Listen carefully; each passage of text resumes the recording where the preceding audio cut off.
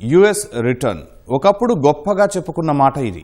అమెరికాకు వెళ్లి డాలర్లు సంపాదించి సొంత దేశానికి తిరిగొచ్చిన వాళ్లకు అప్పట్లో ఇచ్చిన బిరుదు ఇది. ఇప్పుడు ఈ పదానికి అర్థం మారిపోతోంది. యుఎస్ రిటర్న్ అనగానే పాపం అక్కడ ఏం కష్టం వచ్చిందో అని జాలిపడేలా చేస్తున్నాయి పరిస్థితులు. మరి అక్కడున్నదెవరు? ట్రంప్. ఆయన నిర్ణయాలు ఎలా ఉంటాయో ప్రత్యేకంగా చెప్పాలా? అమెరికా ఫస్ట్ నినాదం తీసుకొచ్చారు, బానే ఉంది. కానీ ఇదొక్కటి అడ్డం పెట్టుకుని భారతీయులకు పొమ్మనకుండా పొగపెడుతున్నారు. ఇప్పటికే ట్రంప్తో పడలేకపోతున్నారు ఇండియన్స్. ఎప్పుడు ఏ బాంబు పేల్చుతారో అర్థం కాదు. చెప్తే మరీ అతిగా అనిపిస్తుందేమో కానీ రోజులు లెక్క పెట్టుకుంటూ గడపాల్సి వస్తోంది. ఇదంతా అవసరమా? ప్రశాంతంగా ఇండియాకు వెళ్ళిపోక ఎందుకీ బాధలు అనుకునే వారి సంఖ్య పెరుగుతోందట. ఇదేమీ ఊరికే చెబుతున్న మాట కాదు. ఓ సర్వే లెక్కలతో సహా కుండబద్దలు కొట్టిన విషయం.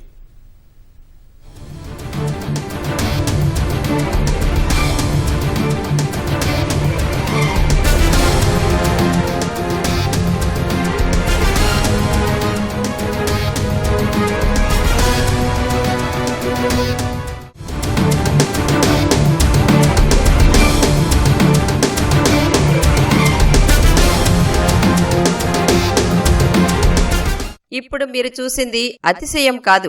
ఇప్పటికిప్పుడు అమెరికాలో ఉంటున్న భారతీయుల ఆలోచన ఎలా ఉందో చెప్పడానికి చేసిన ఓ చిన్న ప్రయత్నం. డాలర్లు సంపాదించడానికని, సెటిల్ అవడానికని ఇలా రకరకాల కారణాలతో అమెరికాకు క్యూ కడుతుంటారు ఇండియన్స్. ఏళ్లపాటు అక్కడే ఉండిపోతారు. ఆర్థికంగా కాస్త కుదురుకున్న తర్వాత కొంతమంది ఇండియాకు తిరిగి వస్తుంటారు. ఇది అత్యంత సాధారణంగా జరిగేదే. కానీ ఇప్పుడు కథంతా వేరే. ఎవరైతే అమెరికా అనగానే సంబరపడ్డారో ఇప్పుడు వాళ్లే నీరసపడిపోతున్నారు. సంపాదన ఎంత ఉన్నా ప్రశాంతత లేదు. ఎప్పుడు తమ జీవితం ఎలాంటి మలుపు తీసుకుంటుందో అన్న ఓ చిన్న భయం వెంటాడుతూనే ఉంది. కారణం అక్కడి ట్రంప్ సర్కారు వ్యవహరిస్తున్న తీరు. రాను రాను భారతీయుల్లో తెలియని అసహనం పెరుగుతోంది. అభద్రతాభావము ఎక్కువవుతోంది. ఇదే విషయం కాస్త వివరంగా వెల్లడించింది కార్నెగీ ఎండోమెంట్ సర్వే.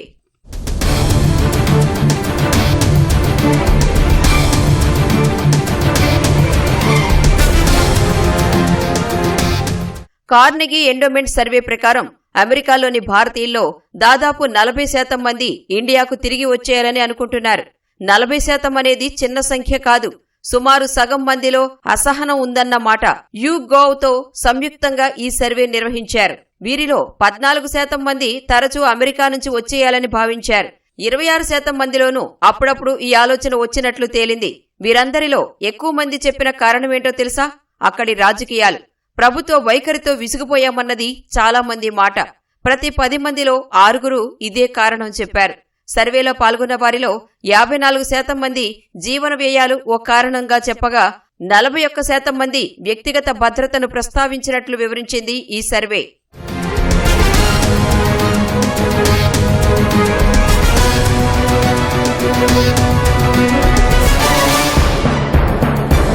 ఇక్కడ మరో విషయమూ ప్రస్తావించాలి. సర్వేలో పాల్గొన్న వారిలో దాదాపు 71% మంది ట్రంప్ పరిపాలనపై అసహనం వ్యక్తం చేశారు. డీపోర్టేషన్, పౌరసత్వం, H-1B వీసాల అంశాల్లో వ్యవహరిస్తున్న తీరుని ఎక్కువ మంది వ్యతిరేకిస్తున్నారు. అదే సమయంలో రాజకీయ పరంగా ఉన్న అభిప్రాయాలు మారుతున్నాయి.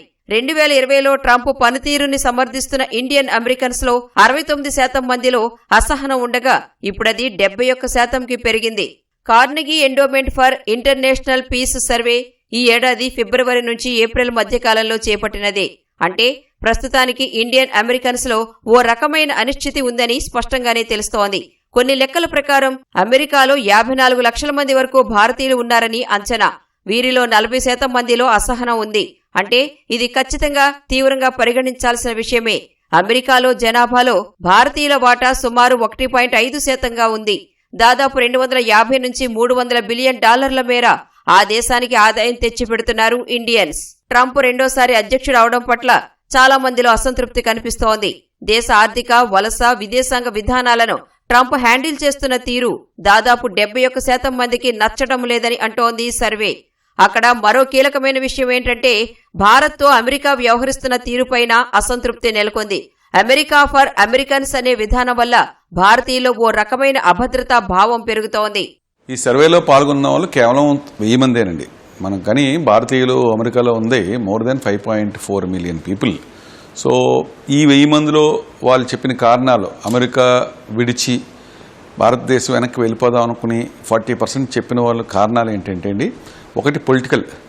ఈ ట్రంప్ గారు చాలా పొలిటికల్ అప్హీవల్స్ చేస్తున్నారు. పొలిటికల్ సిస్టమ్ అసలు వాళ్ళు నచ్చలేదన్నది ఒక కారణం అండి. అడ్డంకులు ఫర్ వీసాస్ కానీ, గ్రీన్ కార్డ్ రెన్యువల్కి కానీ, సిటిజన్షిప్కి డిలేస్ చేయటం కానీ, ఇండియాకి H1B వీసాస్ అప్రూవల్ చేయటం కానీ, ఫీజు ఫిక్స్ చేయటం, lot of political things anti ఇండియన్గా ఉండి అంతా అమెరికా ఫస్ట్ అన్న నేరంతో ఉంటున్నారని పొలిటికల్గా నచ్చలేదండి.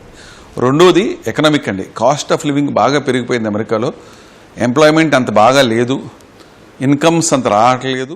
ఈ లెక్కలన్నీ పక్కన పెడితే ఇండియన్ అమెరికన్స్ లో ఈ స్థాయిలో అసహనం ఎందుకు పెరుగుతోందన్నది చర్చించాలి. పలు నగరాల్లో కాస్ట్ ఆఫ్ లివింగ్ విపరీతంగా పెరుగుతోంది. ఆర్థిక ఒత్తిడి అధికమవుతోంది. ద్రవ్యోల్బణం కూడా పెరుగుతుండడం పట్ల సర్వేల్లో దాదాపు 21% మంది అసహనం వ్యక్తం చేశారు. అమెరికాలో ప్రస్తుతానికి పిల్లల్ని పెంచడానికి తక్కువలో తక్కువ $3 లక్షల మేర ఖర్చవుతోంది. ఇక 1 బెడ్రూమ్ ఫ్లాట్ అద్దెకు తీసుకోవాలంటే $3,000 నుంచి $5,000 వరకు రెంట్ ఉంటోంది. ఇంత మొత్తంలో ఖర్చు చేయాల్సి రావడం ఇబ్బందికరమే అవుతోంది. వలస విధానాల్లోని మార్పులు చేర్పులు సవాల్ విసురుతున్నాయి. H1B వీసాల ఫీ $1,00,000 పెంచారు. ఇదే అతిపెద్ద షాక్ అనుకుంటే ఆ తరువాత అలాంటి షాక్కులు చాలానే ఇచ్చారు ట్రంప్. అక్రమ వలసలను అడ్డుకునేందుకు తెచ్చిన నిబంధనలతో చట్టబద్ధంగా జరిగే వలసలపైన ప్రతికూల ప్రభావం పడింది. ఈ విషయాన్ని అమెరికాలోని క్యాటో ఇన్స్టిట్యూట్ సర్వే వెల్లడించింది. H1B వీసాలపైనే ఈ ఎఫెక్ట్ ఎక్కువగా కనిపించింది.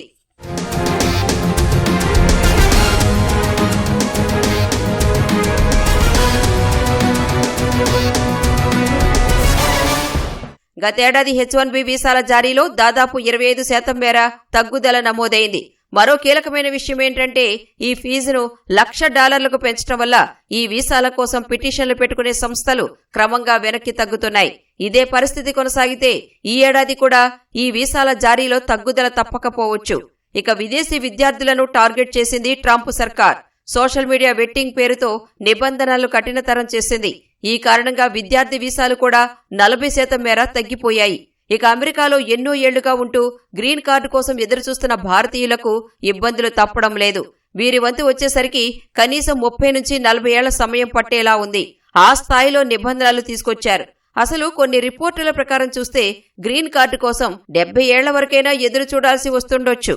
ఇక అక్కడ భారతీయులపై వివక్ష కూడా పెరుగుతోంది. ఆన్లైన్లో భారతీయులకు వ్యతిరేకంగా పోస్టులు పెట్టడం, ఇతరత్రా క్యాంపెయిన్లు 2023-25 మధ్యకాలంలో 115% మేర పెరిగాయని అంచనా. వర్ణ వివక్ష కూడా ఎక్కువగానే ఉంటోంది. ఇప్పుడు కొత్తగా మతపరమైన ద్వేషము పెరుగుతోంది. అపార్ట్మెంట్ కాస్ట్ టెక్ హబ్స్లో చాలా పెరిగిపోయిందని, అమెరికాలో ఉండలేకపోతున్నాం, ఏవి సేవింగ్ పక్కన పెట్టండి, ఉంటాకే కష్టమైపోతుంది. వర్క్ ప్లేస్లో కానీ బయటికి వెళ్ళినప్పుడు కానీ డిస్క్రిమినేషన్ ఆన్ ఇండియన్స్ పెరిగిపోయింది. అటాక్ ఆన్ పీపుల్, ఇండియన్స్ అన్నప్పుడు అటాక్స్ కూడా ఎక్కువ జరుగుతున్నాయని వాళ్ళు భావిస్తున్నారండి. Social climate around them in the నేబర్హుడ్లో కానీ, వర్క్ ప్లేస్లో కానీ, ఎక్కడికైనా వెళ్ళినప్పుడు కానీ ఆ డిస్క్రిమినేషన్ అనేది మాకు కనపడుతుంది. So we are not happy. They don't want to stay in America and they want to immigrate back to India అండి. సో ఇంకా కొంచెం పెద్ద సర్వే అయితే ఇంకా ఖచ్చితంగా వాళ్ళు ఏమనుకుంటున్నారు అనేది, if the survey is much bigger అండి. వెయ్యి కాకుండా మేబీ ఒక 50,000 మందిని చేస్తే సర్వే ఇంకా అసలు కారణాలు బయటపడతాయండి.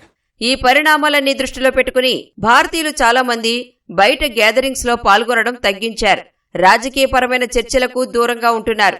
అంతేకాదు స్టోర్స్, మాల్స్ లో జాబ్ అప్లికేషన్లు ఇచ్చినప్పుడు భారతీయులపై వివక్ష తప్పడం లేదు. వలస విధానాల్లోని ఇబ్బందుల వల్ల వీసా బ్యాక్లాగ్స్ పెరుగుతున్నాయి. ఇది ఇక్కడి భారతీయులను ఎక్కువగా ఇబ్బంది పెడుతోంది. టెంపరరీ వర్క్ వీసాలపై ఆధారపడిన వారికి టెన్షన్ తప్పడం లేదు. అసలు అమెరికాలో సెటిల్ అవ్వడం అనేది ఇప్పటికైతే తీరని కలే అన్నది చాలా స్పష్టంగా అర్థమవుతోంది. ఇప్పటికే ఏళ్లుగా అమెరికాలో ఉద్యోగం చేస్తున్న వారున్నారు. కానీ ఇప్పటికీ వారికి గ్రీన్ కార్డు రాలేదు. పౌరసత్వం రానప్పుడు ఇక్కడ పనిచేసి మాత్రం ఏం లాభమన్న అసహనం భారతీయుల్లో పెరుగుతోంది.